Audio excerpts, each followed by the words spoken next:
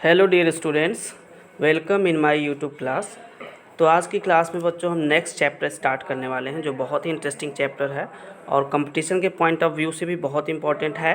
That is chemical bonding, unit 4 जो आपकी book में है। तो chemical bonding and molecular structure, अगर हम बात करें केमिकल बॉन्डिंग की, तो केमिकल बॉन्डिंग क्या होता है, जैसा कि आप जानते हो, इससे पहले आपने पीरियोडिक टेबल पढ़ा है, उसमें बहुत सारे एलिमेंट्स हैं। उन एलिमेंट्स के पास क्या होता है कि एक टेंडेंसी होती है बॉन्डिंग बनाने की। मतलब कई तरह के बॉन्ड्स आप यहाँ पे पढ़ोगे, जैसे आयनिक बॉन्ड या कोवलेंट बॉन्ड, जैसा कि आपने कोवलेंट बॉन्ड पढ़ा भी है क्लास 10th में। और कोऑर्डिनेट बॉन्ड, एक नया बॉन्ड आप यहाँ पे पढ़ोगे। तो जो एलिमेंट्स होते हैं वो बॉन्डिंग इसलिए करते हैं ताकि वो स्टेबिलिटी को अचीव कर सकें। ठीक है, तो इस को हम स्टार्ट करेंगे कुछ केमिकल क्या कॉम्बिनेशन के क्या कॉजेज़ हैं।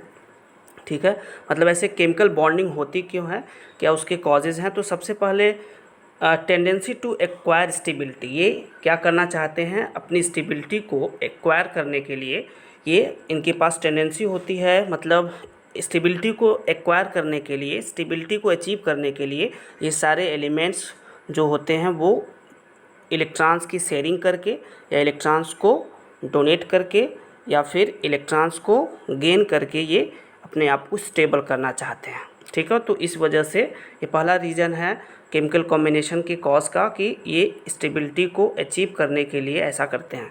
और दूसरा जो रीज़न है that is tendency to acquire noble gas configuration. मतलब कोई भी एलिमेंट अगर है, अगर वो नोबल गैस कॉन्फ़िगरेशन को अचीव कर रहा है तो इसका मतलब वो स्टेबल है। जैसे एक सिंपल सी बात अगर हम करें, जैसे सोडियम है, तो सोडियम का जब भी आप कॉन्फ़िगरेशन करोगे तो 1s2 2s2 2p6, 2p6 के बाद क्या लिखते हो आप, 3s1 लिखते हो। ठीक है, तो अब यहाँ पे देखो आउटर शेल में अगर हम इलेक्ट्रॉन्स देखें तो यहाँ पे आउटर शेल में सेल नंबर 3 में 1 इलेक्ट्रॉन है। अब 1 इलेक्ट्रॉन है तो जाहिर सी बात है स्टेबल उतना ज़्यादा है नहीं, क्योंकि नोबल गैस कॉन्फ़िगरेशन का मतलब नोबल गैस के जो एलिमेंट्स हैं उनका जो एटॉमिक नंबर है कितना है, 2 है। हीलियम का 2 और 8 या फिर 18 या फिर 36 इस तरीके का अगर है, या फिर ऑक्टेट रूल अभी आप पढ़ोगे तो ऑक्टेट रूल के अकॉर्डिंग बताया जाएगा कि आउटर शेल में जो इलेक्ट्रॉन्स हैं, ठीक है, वो कितने होने चाहिए, मैक्सिमम 8 होने चाहिए। अगर आउटर शेल में 8 है इलेक्ट्रॉन तो उसे भी स्टेबल माना जाता है। ठीक है, तो नोबल गैस कॉन्फ़िगरेशन में अगर हम जैसे सोडियम की बात कर रहे हैं तो सोडियम अगर अपना आउटर शेल का ये इलेक्ट्रॉन 1 इलेक्ट्रॉन लूज करता है तो ये ज़्यादा स्टेबल होगा। मतलब Na+, जैसे एक इलेक्ट्रॉन लूज करेगा इस पर पॉजिटिव चार्ज क्रिएट होगा। अब ये Na+ ज़्यादा स्टेबल होगा according to the cause of chemical combination.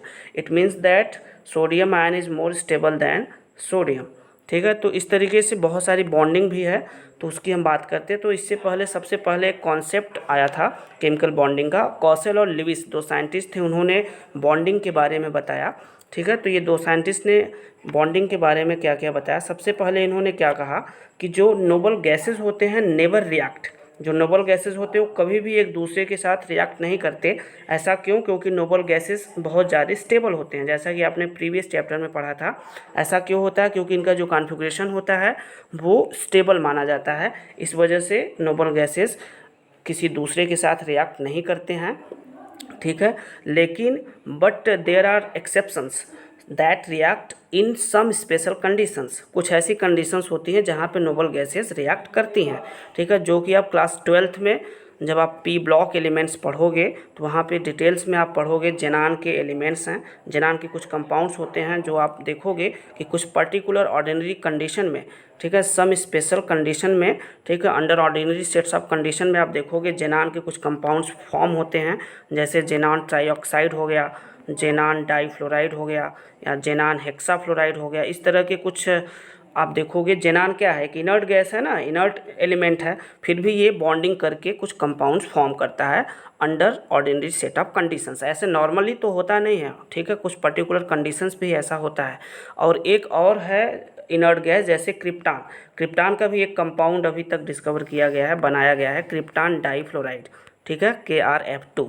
तो ये कुछ एग्जांपल्स हैं, इसको आप नोट कर लेंगे, ठीक है। तो आप हमेशा इस बात को याद रखना कि जो नोबल गैसेस होते हैं जनरली, अभी नोबल गैसेस के कुछ कंपाउंड्स, उतने सारे नोबल गैसेस के तो कंपाउंड्स नहीं अभी आए हैं, लेकिन जैसे जेनान एक ऐसा नोबल गैस है जो ज़्यादा से ज़्यादा कंपाउंड्स बनाता है। तो हमने कुछ एग्जांपल्स बता दिया। क्रिप्टान जो है एक कंपाउंड अभी तक इसका फॉर्म हुआ है, बनाया गया है मतलब, ठीक है। तो क्रिप्टान डाइफ्लोराइड इसको बोलते हैं। तो अब बात करते हैं नेक्स्ट, कोसेल और लेविस ने इन सारी चीज़ों को विजुलाइज किया, ठीक है। Kossel and Lewis visualise that noble gases do not take part in chemical reaction under ordinary set of conditions and concluded that the electronic configuration of noble gas atoms are stable, ठीक है। तो इन सारे conclusion के basis पे इन्होंने ये बताया कि जो भी एलिमेंट्स होते हैं, जो इनर्ट गैसेस होते हैं, कुछ ऐसे इनर्ट गैसेस हैं जो under ordinary set of conditions पे ये क्या करते हैं, किसी दूसरे के साथ बॉन्डिंग करके कुछ कंपाउंड्स बनाते हैं। अब जैसे जेनान ट्राईऑक्साइड बन रहा है, तो इसका मतलब कहीं ना कहीं जेनान ऑक्सीजन के साथ रिएक्शन कर रहा है, और जेनान डाइफ्लोराइड अगर बन रहा है तो जाहिर सी बात है जेनान और फ्लोरीन के साथ रिएक्शन हो रहा है, तभी तो जेनान डाइफ्लोराइड बन रहा है। मतलब जेनान के जो कंपाउंड्स फॉर्म हो रहे हैं ये कहीं ना कहीं बॉन्डिंग के थ्रू ही ऐसा हो रहा है, ठीक है। तो इन सारे कंक्लूजन के बेसिस पे या इन सारी चीज़ों के बेसिस पे कोसेल और लेविस ने क्या बताया कि ऐसा इन्होंने कंक्लूजन दिया कि जो इलेक्ट्रॉनिक कॉन्फ़िगरेशन है नोबल गैस का वो क्या है, स्टेबल है, फिर भी ऐसा हो रहा है। तो इसके बारे में इन्होंने कुछ और भी कंक्लूजन दिया। जो अगला कंक्लूजन क्या है आपका, तो इन्होंने फर्स्ट कंक्लूजन क्या बताया कि on the basis of this conclusion they proposed a theory of valency.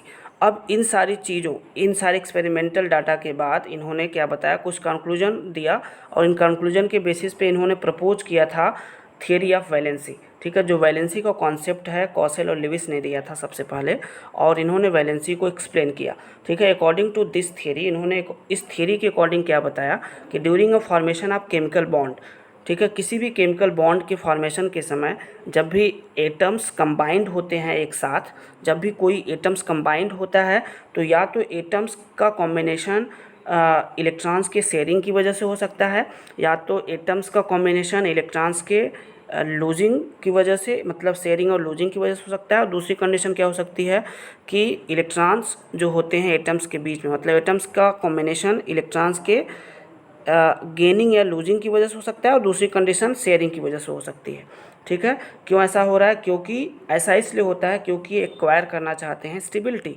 ठीक है, ताकि ये नोबल गैस कॉन्फ़िगरेशन को अचीव करके स्टेबल हो सके। एलिमेंट्स के बीच में जो इलेक्ट्रॉन्स की गेनिंग या शेयरिंग हो रही है या लूजिंग हो रही है, वो क्यों हो रही है, ताकि वो एलिमेंट्स अपने आप को स्टेबल कर सकें, ठीक है। नोबल गैस कॉन्फ़िगरेशन को अचीव करके वो स्टेबल होना चाहते हैं, ठीक है, इसी वजह से ऐसा होता है, ठीक है। तो अब बात करते हैं कि किस तरीके से एक एक एग्जांपल्स के थ्रू कि गेनिंग ऑफ इलेक्ट्रॉन्स, जैसे कभी कभी, अब देखो जैसे अगर हम बात करें फ्लोरीन की, तो अगर इसका इलेक्ट्रॉनिक कॉन्फ़िगरेशन आप करते हो तो इसका एटॉमिक नंबर 9 होता है, कॉन्फ़िगरेशन आप करोगे तो 1s2 मिलेगा, 2s2, उसके बाद 2p5।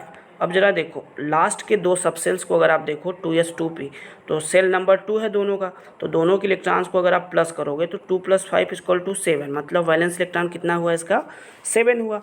लेकिन इसको स्टेबिलिटी तभी ये अचीव करेगा जब इसके आउटर सेल में 8 इलेक्ट्रॉन्स हो, मतलब ये ऑक्टेट रूल को तभी ये अचीव करेगा। ऑक्टेट रूल क्या होता है अभी मैं बताऊंगा, ठीक है। आप बस इतना अभी जान लो कि आउटर शेल में जब 8 इलेक्ट्रॉन्स होते हैं, ठीक है, तो वो ज़्यादा स्टेबल माना जाता है। अब जैसे यहाँ पे 7 इलेक्ट्रॉन्स है, तो अगर इसको कहीं से एक इलेक्ट्रॉन मिल जाए तो ये क्या हो जाएगा, स्टेबल हो जाएगा। तो फ्लोरीन जब कहीं से एक इलेक्ट्रॉन लेगा, ठीक है, अचीव करेगा, तो इस पर निगेटिव चार्ज क्रिएट होगा, और तब यहाँ पे कॉन्फ़िगरेशन आपको मिलेगा 1s2, 2s2, 2p6 हो जाएगा, ठीक है। तो वैलेंस सेल आप यहाँ पे देखोगे तो 2 + 6 = 8 नंबर ऑफ वैलेंस इलेक्ट्रॉन्स हो जाएगा। तो ये F- जो होगा वो ज़्यादा स्टेबल होगा। यहाँ पे फ्लोरीन की स्टेबिलिटी किसकी वजह से हो रही है, by the gaining of 1 electron from another element, ठीक है। दूसरा जो है that is losing of electron. Electrons कुछ ऐसे एलिमेंट्स के पास टेंडेंसी होती है जो इलेक्ट्रॉन्स लूज करके स्टेबल होते हैं, जैसे कि अगर हम बात करें सोडियम की, तो हमने एक एग्जांपल भी बताया अभी को, सोडियम का अगर कॉन्फ़िगरेशन आप करोगे तो 1s2, 2s2, 2p6, 3s1 होगा, ठीक है। आउटर शेल में इसके इलेक्ट्रॉन्स अगर देखा जाए, नंबर ऑफ सेल थर्ड में कितने इलेक्ट्रॉन्स हैं, 1। अब ये 1 इलेक्ट्रॉन है तो जाहिर सी बात है उतना ज़्यादा स्टेबल नहीं होगा। अब क्या करेगा, ये अपने इलेक्ट्रॉन्स को लूज करके स्टेबल होगा। जैसा कि आपको लोअर क्लासेस में बताया गया है कि आउटर सेल में अगर इलेक्ट्रॉन 1 है, 2 है, 3 है या 4 है तो इनके पास टेंडेंसी होती है इलेक्ट्रॉन्स को लूज करने की। और अगर आउटर सेल में इलेक्ट्रॉन 5 है, 6 है, 7 है तो इनके पास टेंडेंसी होती है इलेक्ट्रॉन्स को गेन करके स्टेबल होने की। अगर 5 है तो 3 इलेक्ट्रॉन गेन करने की टेंडेंसी होगी, 6 है तो 2 होगी, 7 है तो 1 होगी और 8 है तो उसके पास टेंडेंसी ना तो इलेक्ट्रॉन्स को लूज करने की होगी ना तो इलेक्ट्रॉन्स को गेन करने की होगी। ठीक है, तो यहाँ पे सोडियम जब अपना इलेक्ट्रॉन्स लूज करेगा 1 इलेक्ट्रॉन तो Na प्लस ये हो जाएगा, मतलब उससे पॉजिटिव चार्ज ये एक्वायर करेगा और ये ज़्यादा स्टेबल होगा। ठीक है, नेक्स्ट है आपका शेयरिंग ऑफ इलेक्ट्रॉन्स। जैसा कि क्लास 10th में आपने 4th चैप्टर में आपने पढ़ा था कोवलेंट बॉन्ड्स के बारे में। कार्बन के बीच में जो बॉन्डिंग होती है जनरली कोवलेंट बॉन्डिंग होती है। ठीक है, कार्बन कार्बन के बीच में। तो यहाँ पे एक एग्जांपल आप ले सकते हो, जैसे ऑक्सीजन का मैं ले रहा हूँ O2 मालिक्यूल का। तो अब यहाँ पे 2 ऑक्सीजन है तो आपने क्या देखा था कि ऑक्सीजन के वैलेंस इलेक्ट्रॉन्स को इस तरीके से रिप्रेजेंट किया जाता था डॉटेड फॉर्म में। ठीक है, उसके बाद यहाँ पे ये देखा गया कि ऑक्सीजन की स्टेबिलिटी कैसे होगी। इसके आउटर सेल में 6 इलेक्ट्रॉन है तो इसको कितने इलेक्ट्रॉन चाहिए स्टेबल होने के लिए, 2 इलेक्ट्रॉन चाहिए। ठीक है, तभी ऑक्टेट रूल को फॉलो कर पाएगा। ठीक है, तो ये 6 है, यहाँ से दूसरे ऑक्सीजन एटम से 2 इलेक्ट्रॉन शेयर कर लेगा और ये दूसरा वाला ऑक्सीजन एटम भी इसके 2 इलेक्ट्रॉन के साथ शेयर कर लेगा। अब इस तरीके से आप देखोगे तो ये दोनों एटम स्टेबल हो जाते हैं और इस वजह से यहाँ पे 2-2 इलेक्ट्रॉन की शेयरिंग हो रही है दोनों एटम्स के बीच में, इसलिए यहाँ पे डबल कोवलेंट बॉन्ड का फॉर्मेशन होता है। और यहाँ पे ये दोनों ऑक्सीजन की स्टेबिलिटी किसकी वजह से अचीव हुई है, by the sharing of electrons. ठीक है, तो इस तरीके से कोई भी एटम स्टेबिलिटी को अचीव करने के लिए 3 कंडीशंस वहाँ पे अप्लाई हो सकता है। पहली कंडीशन तो हो सकती है कि वो इलेक्ट्रॉन गेन करके स्टेबल हो सकता है, या तो दूसरी कंडीशन ये हो सकती है कि वो इलेक्ट्रॉन लूज करके स्टेबल हो सकता है, या तो तीसरी कंडीशन ये हो सकती है कि वो इलेक्ट्रॉन्स को शेयर करके स्टेबल हो सकता है। जो नेक्स्ट टॉपिक है बच्चों that is valency and Lewis symbol. इसके बेसिस पे आप पढ़ोगे कि किस तरीके से सिंपल रिप्रेजेंटेशन दिया था लेविस ने, कुछ कंपाउंड्स का बताया था इलेक्ट्रॉन डॉट स्ट्रक्चर। तो इलेक्ट्रॉन डॉट स्ट्रक्चर थोड़ा बहुत आप क्लास 10th में पढ़े भी हो तो यहाँ पे भी आप पढ़ोगे। ठीक है, तो वैलेंसी और एंड लेविस सिंबल, लेविस एक साइंटिस्ट थे, उन्होंने किस तरीके से एलिमेंट्स के लेविस सिंबल को बताया उसको हम यहाँ पे पढ़ेंगे, जिसको हम इलेक्ट्रॉन डॉट स्ट्रक्चर भी बोलते हैं। ठीक है, तो दोज इलेक्ट्रॉन्स, अब देखो ऐसे इलेक्ट्रॉन्स जो कि प्रेजेंट होते हैं आउटर मोस्ट सेल में, those electrons which is present in the outer most shell. Outer most shell को जनरली क्या कहा जाता है, वैलेंस सेल कहा जाता है। तो उस वैलेंस सेल में जो नंबर ऑफ इलेक्ट्रॉन्स प्रेजेंट होते हैं उन्हें वैलेंस इलेक्ट्रॉन्स कहा जाता है। ठीक है, तो वैलेंस सेल में प्रेजेंट इलेक्ट्रॉन्स को वैलेंस इलेक्ट्रॉन्स कहा जाता है और इन्हीं वैलेंस इलेक्ट्रॉन्स को किसी भी एटम के ऊपर क्या किया जाता है, रिप्रेजेंट किया जाता है। जैसे हाइड्रोजन का वैलेंस इलेक्ट्रॉन आउटर सेल में कितना इलेक्ट्रॉन होगा, 1 होगा, इसलिए इसके चारों तरफ आप देखोगे तो एक डॉट स्ट्रक्चर बनाया जाता है। इसका मतलब क्या हुआ कि ये हाइड्रोजन का एक इलेक्ट्रॉन क्या है, वैलेंस इलेक्ट्रॉन है। जैसे हीलियम का वैलेंस इलेक्ट्रॉन कितना होगा, 2 होगा, तो इसको इस तरीके से 2 डॉट बनाते हैं इसके आसपास।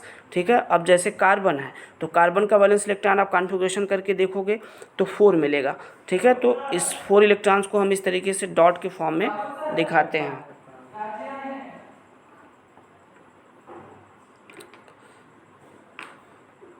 ठीक है, तो इस तरीके से यहाँ पे इन सारी चीज़ों को हम इस तरीके से रिप्रेजेंट करते हैं। अब जैसे सल्फ़र है तो सल्फ़र का आप जब कॉन्फ़िगरेशन करोगे, 3rd चैप्टर में मैंने इलेक्ट्रॉनिक कॉन्फ़िगरेशन अच्छे से बता दिया है आपको। अभी भी कुछ बच्चे ऐसे हैं जो इलेक्ट्रॉनिक कॉन्फ़िगरेशन गलत कर रहे हैं, वो ज़रूर प्रैक्टिस कर लेंगे क्योंकि बिना इलेक्ट्रॉनिक कॉन्फ़िगरेशन के आप आगे नहीं चल पाएंगे और ये केमिकल बॉन्डिंग जैसा चैप्टर तो बिल्कुल समझ में नहीं आएगा। इसलिए आप इलेक्ट्रॉनिक कॉन्फ़िगरेशन बहुत अच्छे से प्रैक्टिस कर लेंगे, गलती नहीं करेंगे। एक्सेप्शन वाले केसेस भी हमने बता दिया था। ठीक है, तो सल्फ़र का जब इलेक्ट्रॉनिक कॉन्फ़िगरेशन आप करोगे तो आपको वैलेंस इलेक्ट्रॉन कितना मिलेगा, 6 मिलेगा। तो इन 6 इलेक्ट्रॉन्स को इसके चारों तरफ इस तरीके से डॉट फॉर्म में रिप्रेजेंट किया जाता है। ठीक है, तो इसी को कहा जाता है लेविस सिंबल। ठीक है, तो अब इन्हीं लेविस सिंबल्स के बेसिस पे हम पढ़ेंगे इलेक्ट्रॉन डॉट स्ट्रक्चर। तो किसी तरीके से हम सिंपल मॉलिक्यूल्स में या किसी कंपाउंड्स के इलेक्ट्रॉन डॉट स्ट्रक्चर को रिप्रेजेंट करते हैं, उसको हम देखेंगे नेक्स्ट वीडियो में और साथ में हम ऑक्टेट रूल्स के बारे में भी बताएंगे आपको। ठीक है, तो बच्चों इस वीडियो में इतना ही। तो नेक्स्ट वीडियो में हम कुछ और टॉपिक्स की बात करेंगे, जैसे ऑक्टेट रूल हो गया और dot structure, Lewis dot structure. Okay, thank you, have a good day.